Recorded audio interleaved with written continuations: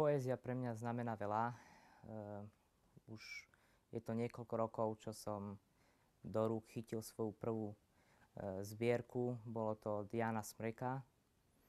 Veľmi ma zaujala štýl, akým písal.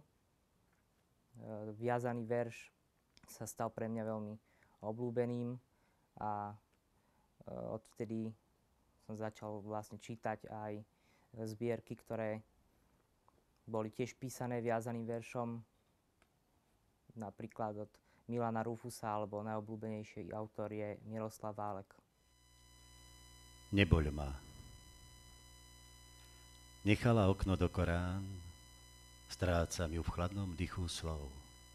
Neviem, či zvládnem toľko rán, bolestných chvíľ a nezmyslov.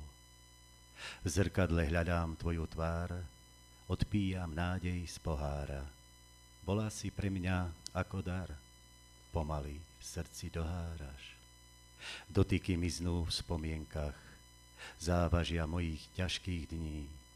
Slzami po tme kropím strach, hádam sa ešte rozvidní.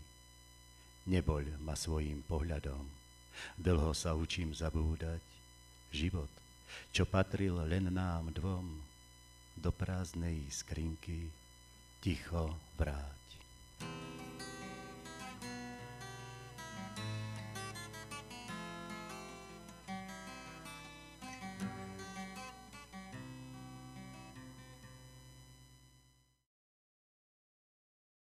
Bolo to pred 4 rokmi, keď som sa zaľúbil do jedného dievčaťa, takže vlastne láska je tým spúšťacím mechanizmom, aspoň u mňa teda bola.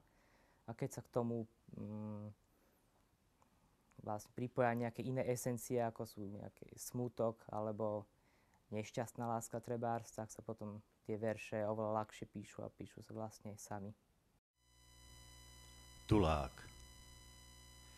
Ani svetlo nepomôže, polárka si vzala voľno. Zimomriavky nahej kože, rozodraté cestou poľnou. Tulákovi do topánok vrastá kúsok ostrej slamy, možno svieži nočný vánok prezradí mu, čoho mámi.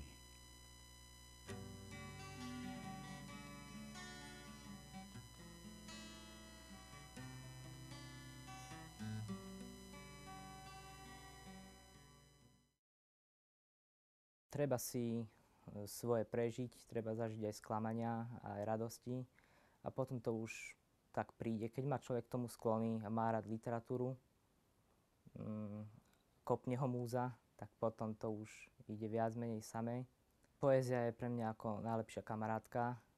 Môžem sa s ňou porozprávať kedykoľvek.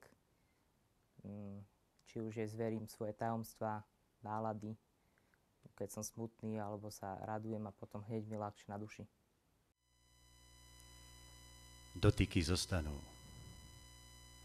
Stratené ozveny v podvečer na hrudi.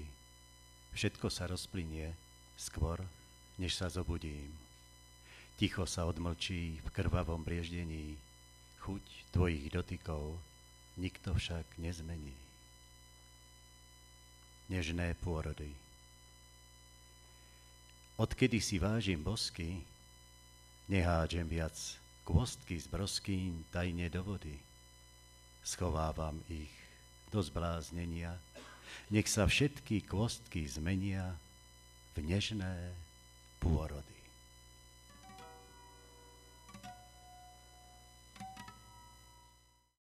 Ak prídu ocenenia, že sa umiestním na nejakej literárnej súťaži, je to pre mňa také zadosťučinenie, že tá moja poézia oslovila aj iných ľudí, treba sa v nich našli a vedia oceniť tú moju prácu s literatúrou, s veršom, lebo za tie 4 roky som prenikol do tajov poetiky a dosť veľa som na sebe pracoval, aby som sa naučil ovládať silabotonickú prozódiu, keďže píšem väčšinou viazaným veršom.